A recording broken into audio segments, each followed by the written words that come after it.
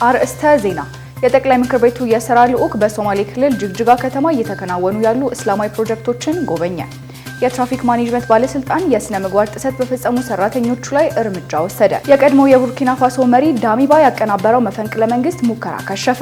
ለድርድር ወደ ሪያድ ያቀኑት የደቡብ የሽግግር ምክር ቤት አባላት ደብዛቸው ጠፋ። የሚኒያፖሊስ ከንቲባ የኢሚግሬሽን መኮንኖች ሚኒያፖሊስን ለቀው እንዲወጡ ጠየቁ።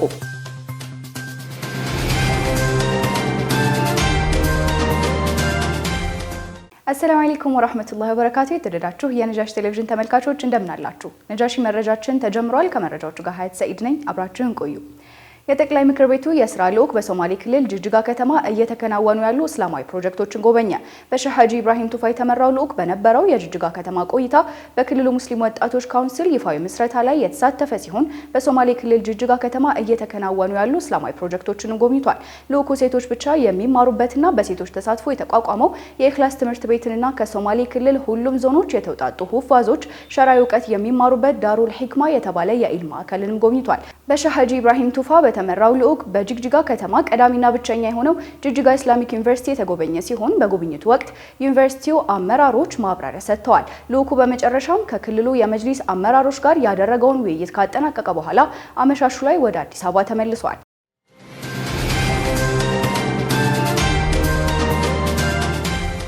ሷኢር የትምህርትና ስልጠና ማዕከል ዱዓቶችን አስመረቀ።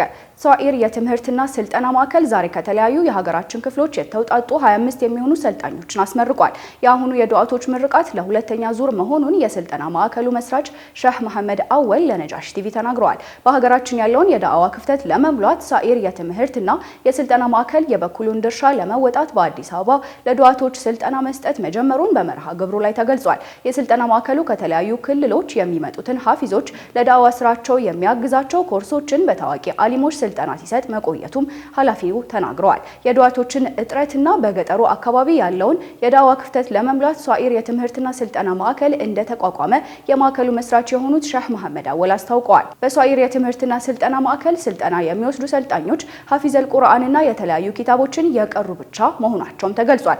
ሷኢር የትምህርትና ስልጠና ማዕከል ለአንድ ወር ያህል በተለያዩ ኮርሶች ያሰለጠናቸውን ዱዓቶች ታዋቂ አሊሞችና ጥሪ የተደረገላቸው እንግዶች በተገኙበትም አስመርቋል። የትራፊክ ማኔጅመንት ባለስልጣን የስነ ምግባር ጥሰት በፈጸሙ ሰራተኞች ላይ እርምጃን ወሰደ።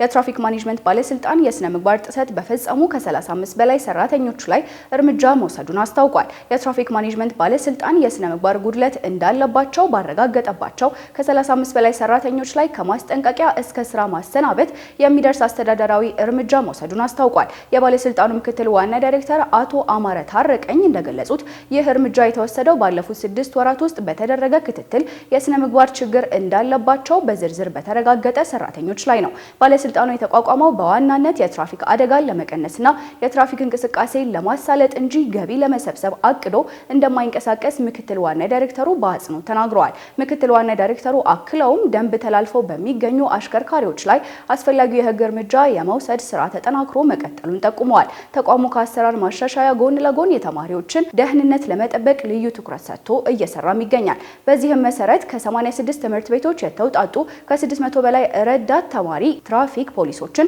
በማሰልጠን ላይ መሆኑም ታውቋል። ይህ ስልጠና በትምህርት ቤት መግቢያና መውጫ ሰዓታት ተማሪዎች ለትራፊክ አደጋ ተጋላጭ የሚሆኑበትን እድል ለመቀነስ ያለመ መሆኑም ተገልጿል። የተወደዳችሁ ተመልካቾቻችን እየተከታተላችሁ የምትገኙት ነጃሺ መረጃችንን ነው። ወደ ውጭ መረጃችን ተሻገርን። የቀድሞ የቡርኪና ፋሶ መሪ ዳሚባ ያቀናበረው መፈንቅለ መንግስት ሙከራ ከሸፈ። የቀድሞ መሪ ዳሚባ የትራኦሬን መንግስት ለመጣል ያደረጉት የመፈንቅለ መንግስት ሙከራ መክሸፉን የሀገሪቱ የደህንነት ሚኒስተር መሐመድ ሁሳና አስታውቀዋል። ሚኒስትሩ በታህሳስ 25 ላይ በተቀነባበረው የመፈንቅለ መንግስት ሴራ አቀናባሪዎቹ ኢብራሂም ትራኦሬንና በርካታ ወታደራዊ ሲቪል ባለስልጣናትን ለመግደል የድሮን ጣቢያን ከጥቅም ውጪ ለማድረግና በመቀጠልም በውጭ ኃይሎች የሚደረግ የመሬት ላይ ወታደራዊ ጣልቃ ገብነትን ለማስፈን አስበው ነበር ብለዋል። የመፈንቅለ መንግስት ሴራው ዋና ተዋናይ እንደ አውሮፓውያኖች አቆጣጠር በመስከረም 30 2022 በኢብራሂም ትራኦሬ ከስልጣን የተወገዱትና በአሁኑ ጊዜ በቶጎ በግዛት የሚገኙት የቀድሞ የሽግግር ፕሬዝዳንት ፖል ሄንሪ ሳንዳኦጎ ዳሚባ ናቸው። ከኮት ዲቫር በሚመጣ የገንዘብ ድጋፍ ከሚንቀሳቀሱት አቀናባሪዎች ውስጥ አብዛኞቹ በቁጥጥር ስር መዋላቸውና በቅርቡ በፋሶ አቃቤ ሕግ ፊት እንደሚቀርቡ የቡርኪና ፋሶ የደህንነት ሚኒስተር መሐመዱ ሳና ተናግረዋል። በሳውዲ የሚመራው ጥምር ጦር በደቡባዊ የመን አል-ደሃሌ ላይ በፈጸመው የአየር ጥቃት 4 ሰዎች ተገደሉ። በሳውዲ አረቢያ የሚመራው ጥምር ጦር በደቡባዊ የመን አል-ደሃሌ ላይ በፈጸመው የአየር ጥቃት በትንሹ 4 ሰዎች ተገድለዋል ተብሏል።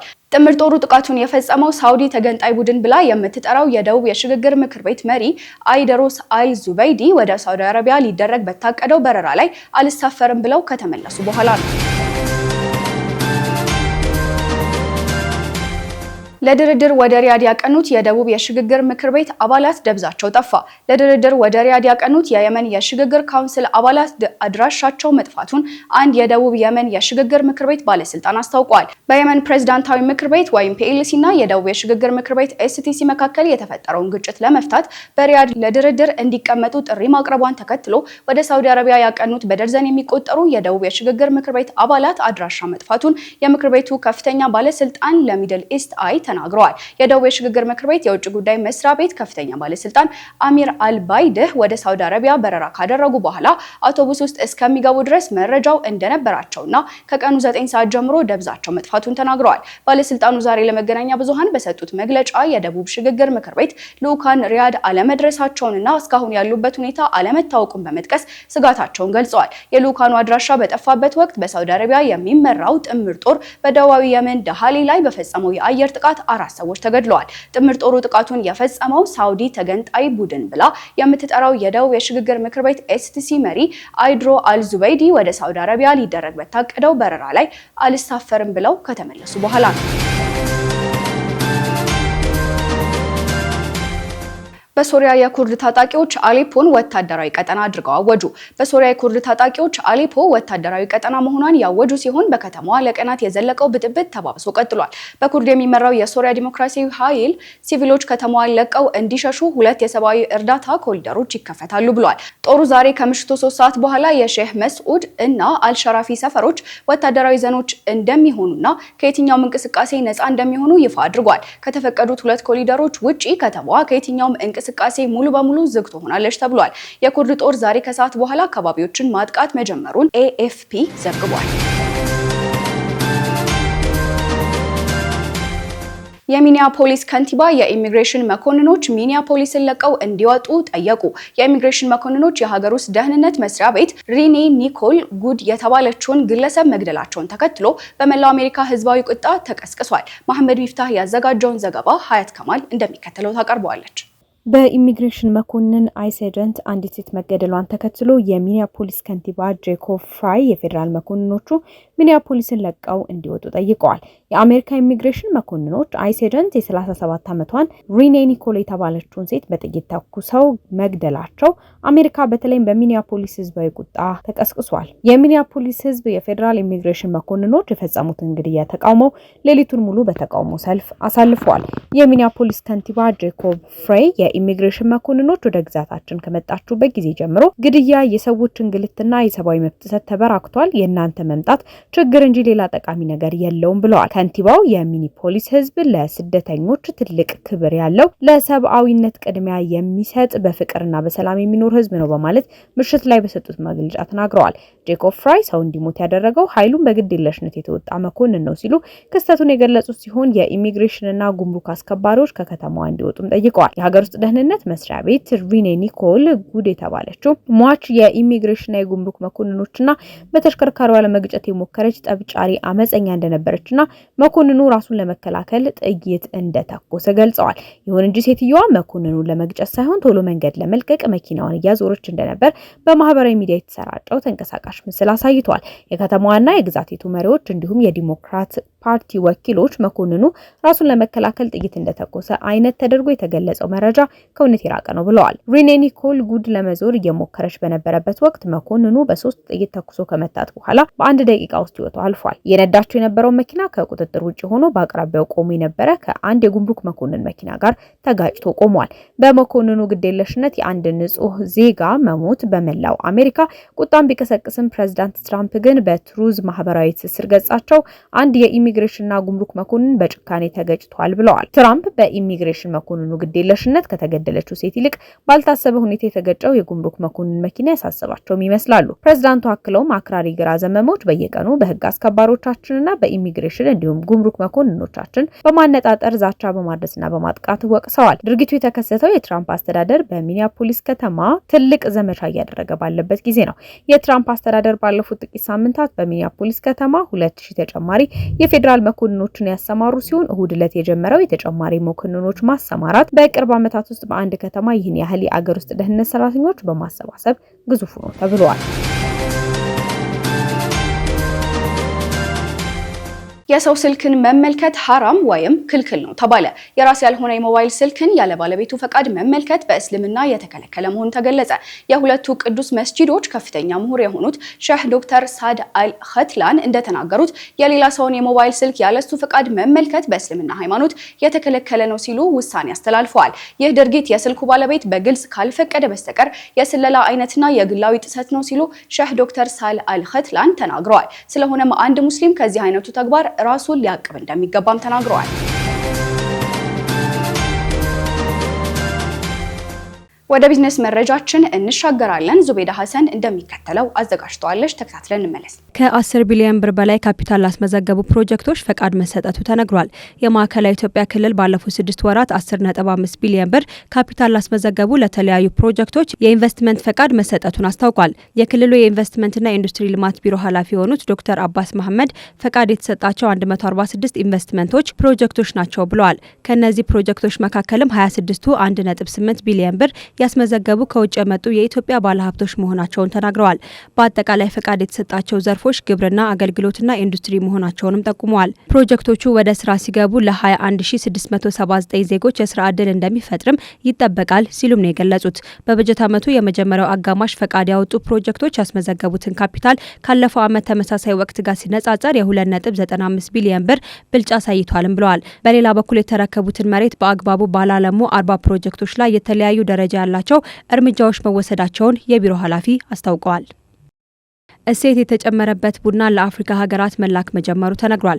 በአፍሪካ አህጉራዊ ነጻ የንግድ ቀጠና ስምምነት መሰረት እሴት የተጨመረበትን የኢትዮጵያ ቡና ለአፍሪካ ሀገራት ገበያ መላክ መጀመሩን የኢትዮጵያ ቡናና ሻይ ባለስልጣን አስታውቋል። አህጉራዊ ነጻ የንግድ ቀጠና ስምምነቱ የአፍሪካ ሀገራትን የንግድ ታሪፍና መሰናክል በማስወገድ ወጥ በሆነ የአሰራር ስርዓት የእርስ በእርስ የገበያ ትስስርን ማጠናከር ዋና ዓላማው መሆኑ ተነግሯል። በዚህም ኢትዮጵያ በአህጉራዊ ነጻ የንግድ ቀጠና ስምምነት መሰረት ከመስከረም 29 ቀን 2018 ዓመት ጀምሮ ወደ ተለያዩ የአፍሪካ ሀገራት ገበያ ምርቶችን መላክ ጀምራለች ተብሏል። የኢትዮጵያ ቡናና ሻይ ባለስልጣን ምክትል ዋና ዳይሬክተር የሆኑት አቶ ሻፊ ኡመር የአፍሪካ ሰፊ የገበያ እድል ለመጠቀም የኢትዮጵያን ጥሬ ቡና ከመላክ ይልቅ እሴት ጨምሮ ማቅረብ ወሳኝ መሆኑን ገልጸዋል። በዚህም በአንዳንድ የአፍሪካ ሀገራት እሴት የተጨመረበትን ቡና የመላክ ጅማሮ የበለጠ ለማስፋት በትኩረት እየተሰራ እንደሚገኝ መናገራቸውን ኢዜአ ዘግቦታል። የኢትዮጵያ ነባር የቡና ገበያ መዳረሻ በማጠናከር አዳዲስ ገበያን ለማስፋት በተለያዩ ሀገራት ከሚገኙ ኢትዮጵያውያን ኤምባሲዎች ጋር በቅንጅት እየተሰራ እንደሚገኝም አቶ ሻፊ ተናግረዋል። ቻይናን ጨምሮ 10 የእስያ ሀገራት የኢትዮጵያ ቡናን እየገዙ እንደሚገኙ ጠቁመው በቀጣይም ቡና ላይ እሴት በመጨመር የአፍሪካና የእስያ ገበያን ለመጠቀም ከኢትዮጵያ ቡና ላኪዎችና የአውሮፓ ባለሀብቶች ጋር በመቀናጀት እሴትን ጨምሮ መላክ ላይ እንዲሳተፉ ይሰራል ተብሏል። የአፍሪካ ህብረት መረጃ እንደሚያሳየው የአፍሪካ ሀገራት 85 በመቶ ምርታቸውን ለአውሮፓ፣ ለእስያ፣ ሰሜን ላቲን አሜሪካ ገበያ የሚልኩ ሲሆን በአንጻሩ የእርስ በእርስ ንግድ ልውውጣቸውም ከ15 በመቶ በላይ ያልበለጠ ነው ተብሏል። የናይጄሪያው ዜኒት ባንክ ወደ ኢትዮጵያና ሌሎች ሀገራት ለመስፋፋት እቅድ እንዳለው አስታውቋል። ይህም ባንኩ 50 በመቶ ገበያውን በውጭ ሀገራት ከሚገኙ ምንጮች ለማግኘት የጀመረውን ስልታዊ እንቅስቃሴ አካል መሆኑ ተነግሯል። ዜኒት ባንክ ክፍት በተደረገው የኢትዮጵያ ገበያ ላይ ትኩረት በማድረግ አህጉራዊ መስፋፋትን እያፋጠነ ይገኛልም ነው የተባለው። ቀደም ሲል ዝግ የነበሩ ገበያዎች መከፈታቸው የአፍሪካ ባንክ ዘርፍ ገጽታ ከፍተኛ ለውጥ እንዲያመጣ አግዞታልም ተብሏል። በተጨማሪም ትልቅ የናይጄሪያ ባንኮች ጠንካራ መስፋፋት እያሳዩ መሆናቸውም ተዘግቧል።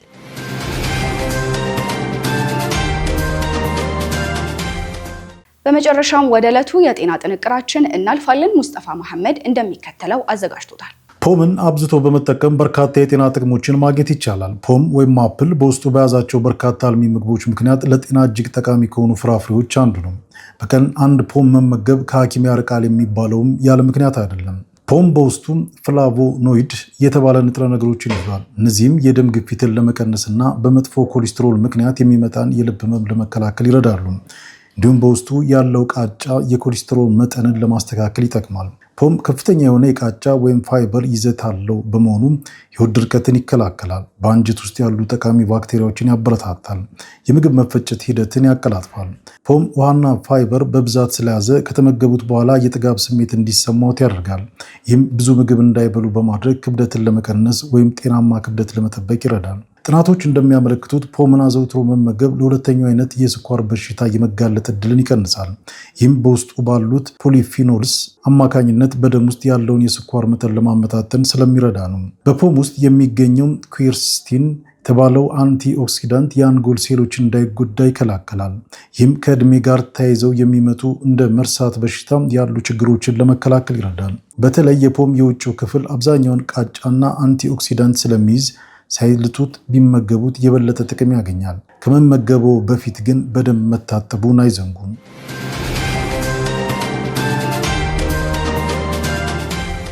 የተወደዳችሁ ተመልካቾቻችን ለሰዓቱ ያጠናቀርናቸው መረጃዎች የተከታተላችኋቸውን ይመስሉ ነበር። መረጃዎቹን ያደረስኳችሁ እኔ ሀያት ሰይድ ነበርኩኝ። ወሰላሙ አለይኩም ወራህመቱላሂ ወበረካቱ።